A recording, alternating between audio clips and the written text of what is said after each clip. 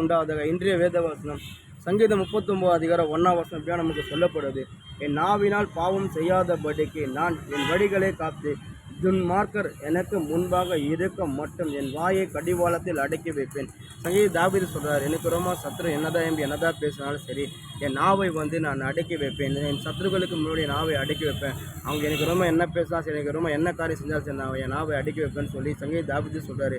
ஆமாங்க, அதாவது தாவீது ரொம்ப சவுல் தாவீது எல்லா இடத்துலையும் போய் தேடுற இடத்துலாம் சவுலுக்கு அந்த ஜனங்க சப்போர்ட் பண்ணுறாங்க. அது மட்டும் இல்லை, தாவீதோட சொந்தக்கார தாவீதை காட்டி கொடுத்து ரெடியாக இருந்தாங்க.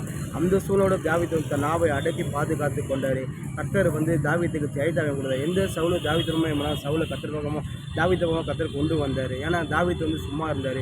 இன்றைக்கி நம்மளோட வாழ்க்கையோட சரி, அதாவது நம்ம ஆண்டோட மித்தமோ இந்த சுவிசேஷ மித்தமோ இந்த வார்த்தை மித்தமோ கர்த்தர் நன்மை மித்தம் நம்ம சொல்லும் போது அது மித்தமும் நம்மளுக்கு ரொம்ப அநேக பேர் நம்மளை தூசிப்பாங்க, நம்ம தேவையான காரியம் பேசுவாங்க.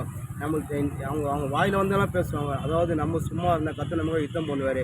அதாவது அவங்க அப்படி பேசுகிறாங்கன்னு சொல்லி நம்ம எப்படி என்னை அவங்க எப்படி பேசலாம் அப்படி சொல்லி நீங்கள் சரிசமாக போய் அவங்கள்ட்ட சண்டை போட்டிங்கன்னா நிச்சயமாக நீங்கள் தோற்று போவீங்க. அது மட்டுமே இல்லை, நீங்கள் அப்படி செய்தனால கர்த்தருக்கு பிரியமே இல்லை. அப்படி செய்தனால கர்த்தர் உங்களை யுத்தம் பண்ணவே மாட்டார். நீங்கள் சும்மா தான் கர்த்தர் யுத்தம் பண்ணுவார். உங்கள் பக்கம் நீதி இருந்தால் நிச்சயமாக கர்த்தர் யுத்தம் பண்ணுவார். நீங்கள் ஒருபோதும் உங்கள் நாவினால் பாவம் செய்து நம்ம நாவை பாதுகாத்துக்கொள்ளணும். வேதம் சொல்லுது, ஒரே ஊற்று தண்ணி கசப்பு திட்டிப்பாக வராது. ஏன்னா நம்ம ஆராதிக்கிற தேவன் நம்ம சர்வ வல்லமல் அப்படிதான் ஆராதிக்க பைபிள் படிக்கிறோம், கர்த்தரை துதிக்கிறோம், நம்ம கர்த்தரை ஆராதிக்க. அப்படியேப்பட்ட தேவன் தித்திப்புள்ள தேவன். அப்படி இருக்கும்போது நம்ம வாயில் தித்திப்பு தான் வரணும். ஒருபோதும் கசப்பு வரவே கூடாது. அதாவது உனக்கு விரோதமாக அவங்க என்னதான் பேசி என்னதான் அவங்க தூசியாலும் சரி, நீங்கள் சும்மா உங்கள் நாவை அடக்கி காத்துக்கொண்டு கர்த்தர் சமூகத்தில் விண்ணப்பங்க. கர்த்தர் உங்களை யுத்தம் பண்ணி ஜெயித்து வாங்கி கொடுப்பாரு. உங்களை ஒருபோதும் கைவிட மாட்டார். தாவீதுக்கு ஜெய வாங்கி கொடுத்த தேவன் நம்மளுக்கு ஜெய கொடுத்த தேவனாக இருப்பார். நம்ம நாவை நம்ம அடக்கி பாதுகாத்து கொண்டு நம்ம நல்லது.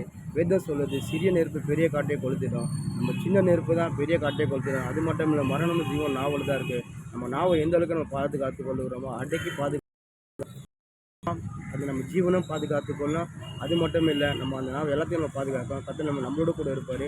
நம்மளுக்கு ரொம்ப அவங்க என்னதான் பேசினா கர்த்தர் யுத்தம் பண்ணி ஜெயித்து வாங்கி நம்ம யுத்தம் பண்ணி அவங்க ஜெயித்து வாங்கி போகிறாங்க.